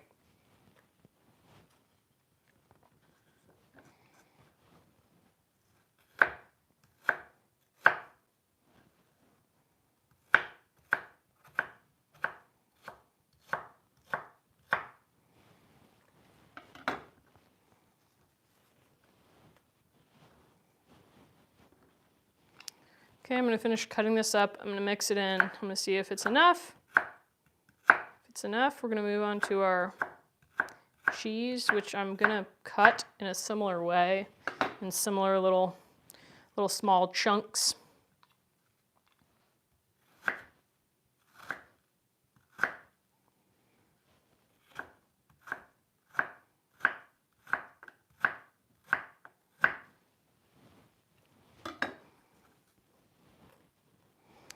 Okay, so I'm gonna add that, mix it in, see how it looks. I think it's probably enough. I could add a little more, but probably don't need to. Oops, there's a giant piece of green onion. I'm gonna cut that up. Nobody wants that. Okay, so now you're gonna see this awesome cheese I got. Sierra Nevada Graziers, grass-fed, raw jalapeno jack. It's so good. I got it at an organic grocery store. Okay, so we're gonna do a few slices of this. Again, we're gonna cut it in these nice tiny chunks.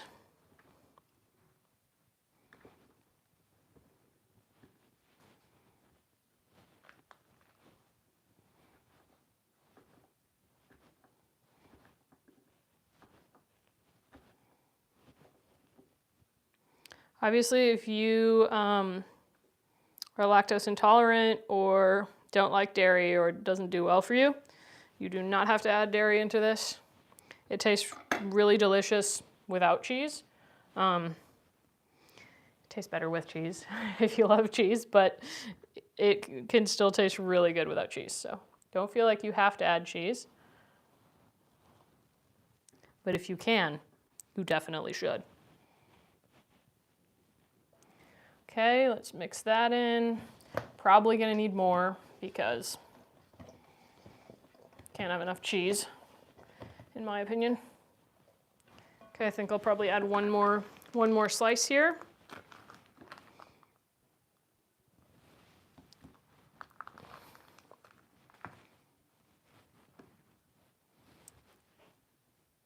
It's gotten a little bit sticky from sitting out of the fridge.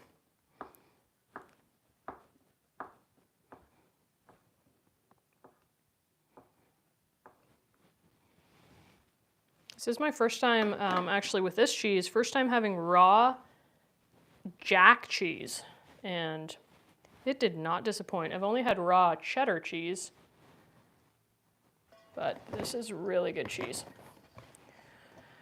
Okay, so that's kind of it for the add-ins besides the spices, but I'm gonna wanna try it and see.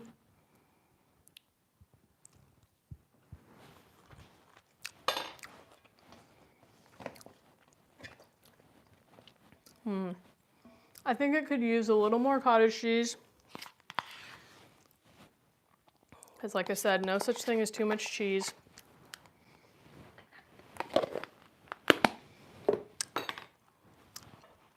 And a little more mustard. This mustard didn't add as strong of a flavor to it as I thought it would. So we can add a little more. Okay, so we're gonna mush that up and mix it in.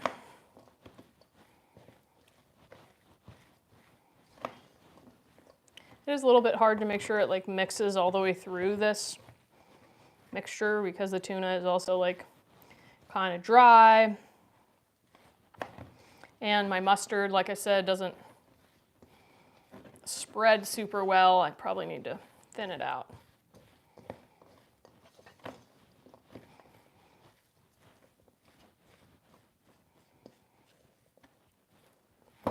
But this is probably gonna do it right here in terms of our sauce type, sauce, cheese, and fruit and veggie add-ins.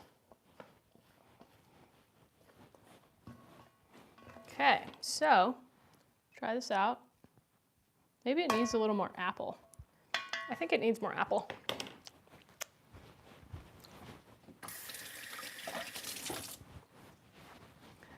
Sometimes you don't know until you try.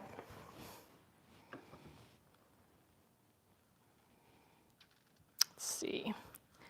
We'll do a quarter of this apple. Maybe we'll do the whole thing. We'll see how it looks.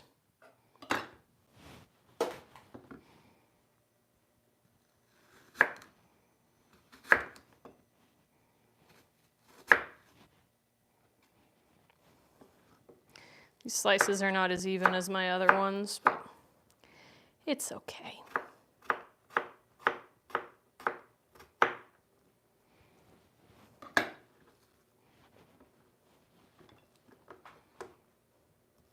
Another thing I could add, which I might, is a little bit of lemon juice.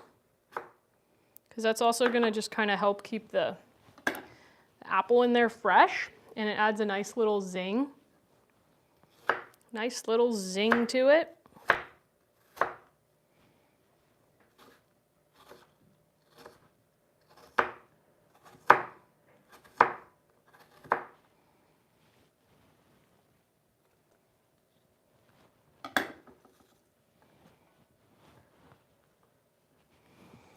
Okay, let's mix that all up in there, and I think that's going to be plenty of apple right there.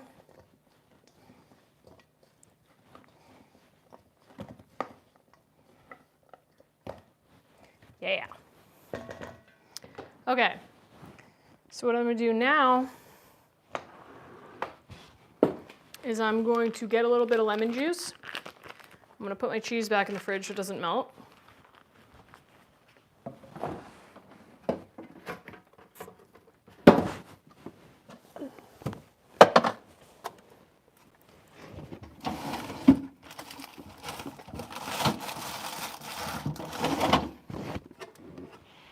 You know, I thought I had a lemon, but I don't. So we're gonna skip the lemon.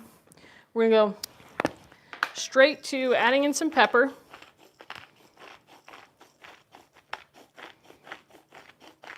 Just a little. Garlic. Again, not a ton, because there's garlic in the mayo. And dill. This one I'm going to add liberally because I love dill. Love it. And I feel like it adds the perfect little something to tuna salad.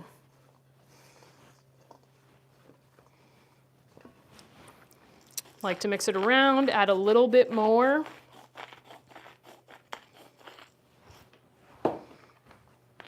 And then we're going to try it for saltiness.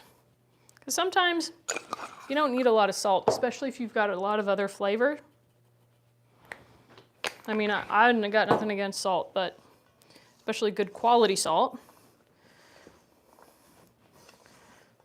But if you don't need it, why add it? Guys, this is going to be really good. I'm going to show you what the finished product looks like here in a minute.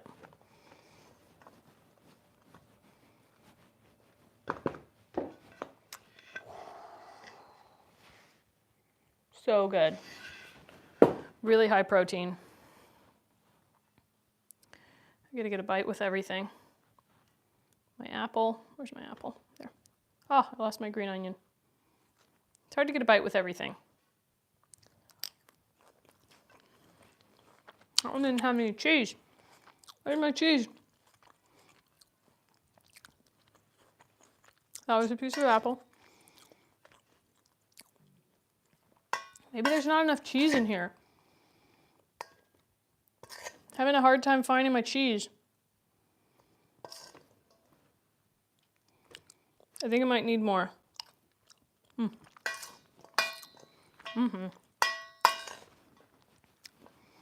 Delicious, you guys. See, I'm just over here eating. Now I'm just eating. So, that's my tuna salad. I think it may need a little bit of salt.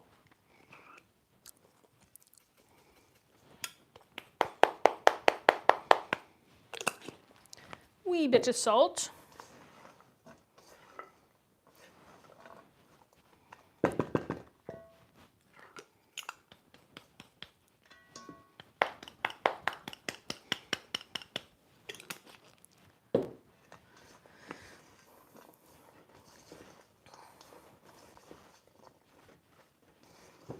All right. Well,